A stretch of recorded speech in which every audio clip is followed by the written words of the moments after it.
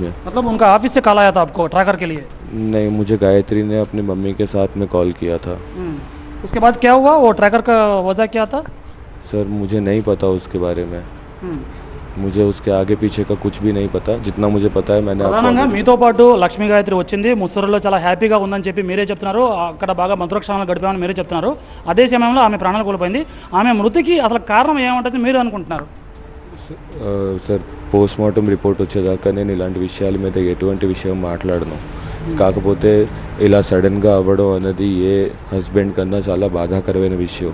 And నాకు ఇది ఇంకా బాధాకరమైన విషయం, ఎందుకంటే తను చాలా అపురూపంగా చాలా ప్రేమగా నన్ను చూసుకునేది.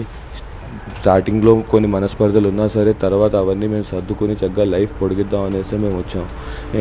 దాని తర్వాత फिर भी अभी और ऐसी चीज़ें हुई कि मैं अब कुछ जवाब दे किसी को क्या ही मैं मेरा क्या लाइफ बच गया है, आप मुझे ये बताइए, क्या मेरा इसके बाद कोई लाइफ बचा है क्या? मैंने अपनी प्रिय राधा मैं गायत्री जाप करता हूँ और गायत्री जाप करते करते भगवान ने मुझे गायत्री दी, उसका नाम गायत्री था। ये मेरे लिए बहुत बड़ी बात थी, इसलिए मैंने उससे शादी भी करी। और भी वो इतना अच्छे से बात करती थी, मैं उससे इतना ज़्यादा प्यार करता था, सारी चीज़ें थी। अब भगवान ने ऐसा क्या कुकर्म मेरा देख के मेरे साथ ऐसा किया, मुझे समझ में नहीं आ रहा है।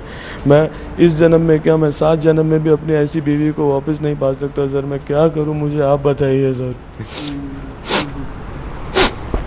ఓకే, బాధపడద్దండి. అంటే జనరల్గా వాళ్ళు కూడా బాధపడుతున్నారు, మీరు కూడా బాధపడుతున్నారు.